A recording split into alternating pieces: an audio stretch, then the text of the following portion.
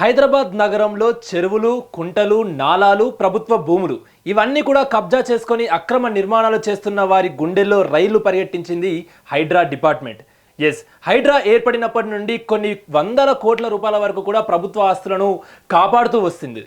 కాంగ్రెస్ ప్రభుత్వం ఎప్పుడైతే స్టార్ట్ అయిపోయిందో అప్పటి నుండే కూడా హైడ్రా కూడా రంగంలోకి దిగింది.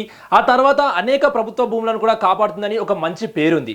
అయితే ఇక్కడ ప్రధానంగా కూడా హైడ్రా పైన ఎన్ని పాజిటివ్ రియాక్షన్స్ ఉన్నాయో at the same time negative reactions కూడా అన్నే ఉన్నాయి. ఎందుకంటే సాధారణ ప్రజలు ఎవరినో నమ్మి, పాత ప్రభుత్వాలను నమ్మి వాళ్ళు ఇల్లు కట్టుకుంటే వాటిని కూల్చడం ఏంటి అంటూ కూడా అనేక సార్లు హైడ్రాను చాలా మంది ప్రజలు తప్పుపట్టారు. అయినా కూడా కాంగ్రెస్ ప్రభుత్వం అంటే తెలంగాణలో ఉన్నటువంటి అధికార ప్రభుత్వము ఎక్కడ కూడా వెనుకడుగు వేయకుండా ప్రభుత్వ భూములను కాపాడటమే ధ్యేయంగా ఉంచుకొని హైడ్రాను ముందుకు తీసుకెళ్తూ వచ్చింది. ప్రధానంగా హైడ్రా గురించి మనం మాట్లాడుకోగానే మనకు ఫస్ట్ గుర్తొచ్చే పేరు ఏవి రంగనాథ్ గారు.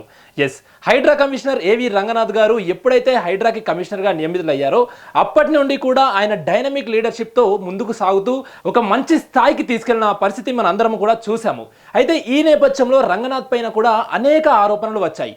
ప్రధానంగా ఇటీవల హైకోర్టు కూడా రంగనాథ్ పైన సీరియస్ అయిన వైఖరిని మన అందరము చూసాము. ఎందుకంటే ఒక ల్యాండ్ ఇష్యూ కేసులో కూడా ఇటీవల తెలంగాణ హైకోర్టు కూడా రంగనాథ్ పైన సీరియస్ అయింది. ఎందుకంటే ఒక ల్యాండ్ ఇష్యూ పైన ఇటు రంగనాథ్ కోర్టు ఇచ్చినటువంటి తీర్పును ధిక్కరించారంటూ కూడా కోర్టు సీరియస్ అయిన పరిస్థితి. అయితే సాధారణంగా మనం మాట్లాడుకుంటే రంగనాథ్ ఈ విధంగా కోర్టు తీర్పును ధిక్కరించడం ఇది మొదటిసారి కాదు. సుమారు 63 సార్లు ఇదే విధంగా కోర్టు తీర్పును ధిక్కరించారంటూ కూడా హైకోర్టు సీరియస్ అయింది. తూచా తప్పకుండా ఖచ్చితంగా రాష్ట్ర ప్రభుత్వము హైడ్రా కమిషనర్ని తొలగించి వేరే ఇతరులు ఎవరైనా నియమించాలంటూ కూడా కోర్టు సీరియస్ అయిన పరిస్థితి. అయితే దీనిపైన ఇటు తెలంగాణ ప్రభుత్వం కూడా స్పందించింది.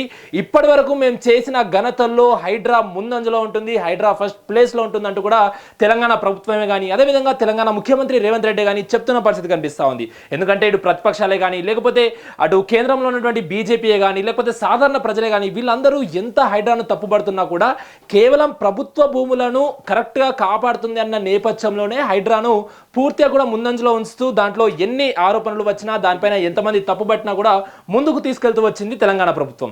మరి ఇప్పుడు తెలంగాణ హైకోర్టు అంత సీరియస్గా ఖచ్చితంగా రంగనాథ్ గారిని అక్కడ నుండి తొలగించేసి వేరే వారిని నియమించాలి అని చెప్తుండడంతో మరి రాష్ట్ర ప్రభుత్వం ఏ విధంగా స్పందిస్తుందో ఖచ్చితంగా చూడాలి. అయితే ఇక్కడ ఇంకొక ఆసక్తికరమైన విషయం కూడా వెలుగులోకి వస్తుంది.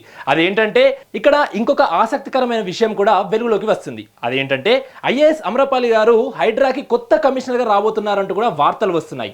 ఎందుకంటే 2010 ఐఏఎస్ బ్యాచ్గా ఉన్నటువంటి అమ్రపాలి గారు ఒక డైనమిక్ కలెక్టర్గా కూడా అప్పుడు గుర్తింపు పొందారు. ఇప్పుడు ప్రస్తుతం ఆంధ్రప్రదేశ్లో ఉన్నటువంటి పర్యాటక రంగానికి ఒక కీలక పాత్ర పోషిస్తున్నారు. అదేవిధంగా అక్కడ ఉన్నటువంటి పర్యాటక రంగాన్ని ఆవిడ అక్కడ అభివృద్ధి చేస్తున్న పరిస్థితి కూడా కనిపిస్తూ ఉంది. సో అప్పుడు చాలా డైనమిక్గా పనిచేసినటువంటి అమ్రపాలి గారిని ఇప్పుడు హైడ్రాకి కొత్త కమిషనర్గా తీసుకొస్తారంటూ కూడా వార్తలు వస్తున్నాయి. మరి చూడాలి తెలంగాణ ప్రభుత్వం దీనిపైన ఏ విధంగా స్పందించబోతుంది అనేది.